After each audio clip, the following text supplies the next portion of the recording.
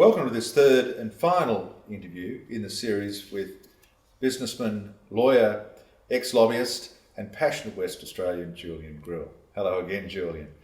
Julian, in the last interview we finished up with a discussion of how the Triple C impacted on you, and we touched briefly on the issue of Brian Burke. I would have thought that it's had a fairly deleterious effect on your relationship with Brian. Is that the case? Well, I've been a friend of Brian's for a long time, and we were business partners, but that business partnership's come to an end. I no longer have a working relationship with Brian, but we're still friends, and we get on well together. I respect him. And what are your thoughts on your time working together?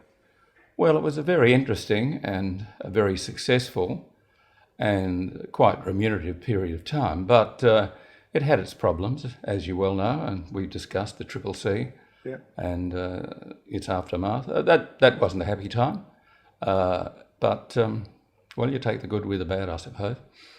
So, after such an eventful life to date, what does the future hold for Julian Grill? Well, I want to remain interested in the things that happen in our world. Hopefully I'll remain in business. I've got a few projects on the go at the moment. We've just set up a new company to trade into places like Iran. It's called Persian Trade Bridge.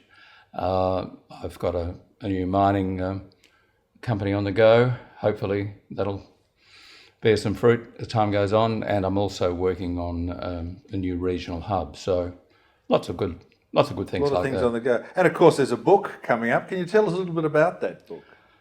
The book is essentially about the Triple C, and I really want to expose what the Triple C did in respect to the Smith speech and lobbying terms of reference. I don't want to see people hurt in the way they were hurt by the Triple C on that particular occasion. Myself and people close to me have experienced about 8 years of trauma out of all of that, and I just don't want to see it happen again, and I don't want to see innocent people hurt again. So I'm writing a book to expose those things. So is it about setting the record straight, or is it about giving us some lessons to take into account into the future?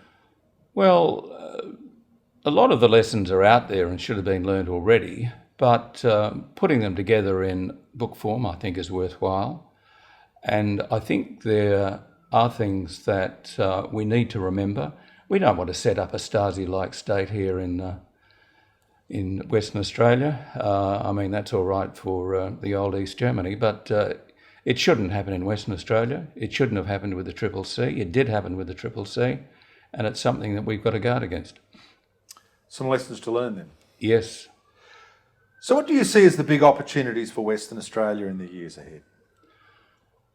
I think there's no doubt we're going to remain one of the most productive and efficient mining areas in the world, so that'll continue. I also think we'll go into agriculture in a much bigger way. I think that the north, where most of our water is, will become a huge agricultural region, and we won't be the food bowl of Asia, but we will be a big supplier of food, and I think we need to do that better than we have in the past. I think that we can embrace, and we are embracing, new technology. That's the key to the future.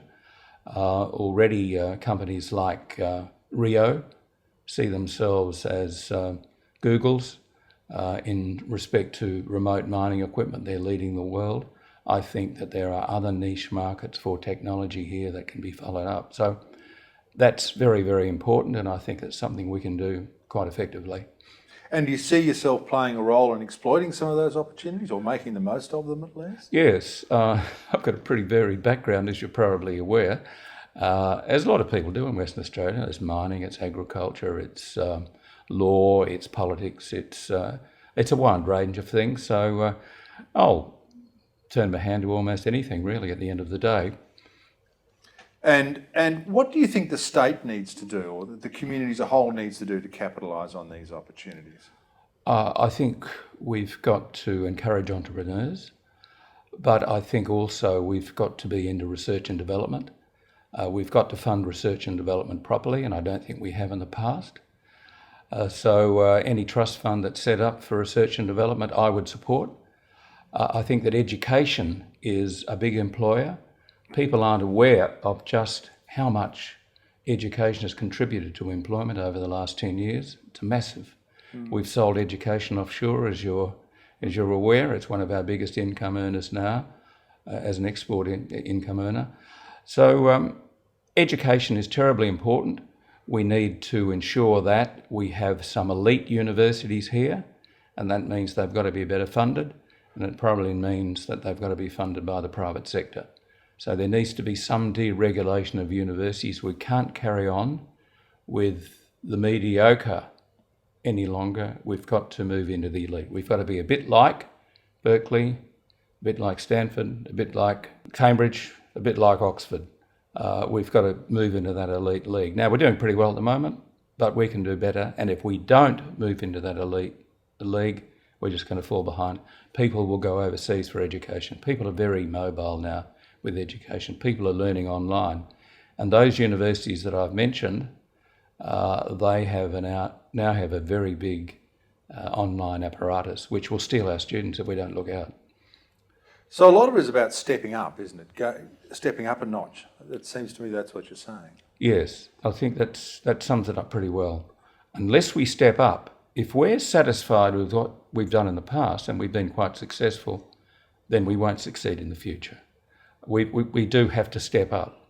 We've got to look at better, bigger and better, unfortunately, institutions. And you've talked a bit about your business interests going forward. What about your community interests? What are you going to be concerned with then over them? What community interests are you going to be most concerned with over the next few years? Well, as a lawyer, I've always been interested in civil rights. So, yes. And then that's been heightened by the experience I've had with the Triple C. Yes. And I'm writing the book, but I will remain very, very interested in civil rights.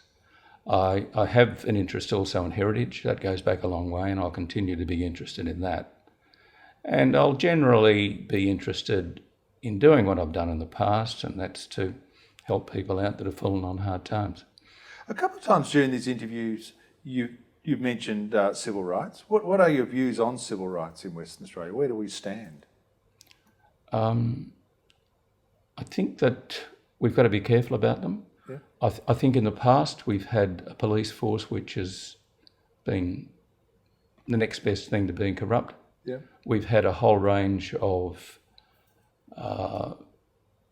unfair and improper and illegal convictions of people. They've had to be overturned. I do believe that we need a Triple C, as I've said before, yes. But I think that Triple C has got to operate within the law, and it's got to operate in a way which gives people a fair opportunity. I don't think it has. So that needs to be cleaned up. I think that in some respects, if you go back through history, and some of that history is not too far away, our judiciary has gone along with the police in a whole range of improper activities. Now, I don't think it's been conscious. I think it's been unconscious. We haven't been vigilant enough about it as lawyers and jurists, but it's happened. There have been too many unfair convictions in Western Australia that have been overturned by later people like McCusker and Tom Percy and others. So would it be right to say that you're optimistic about your future and the future of Western Australia? I'm very optimistic, and I think that we live in a blessed country. But we've got to be vigilant about it, and we've got to be on our mettle at all times. And we've got to be prepared to accept new ideas. And that brings us to the end of our third interview, Julian. Thanks for your time. It also brings us to the end of our series of 3 interviews. I thank you for your honesty, your openness and your frankness. Wish you all the very best for the book and all the very best for the future. Thanks very much. Thanks very much, John.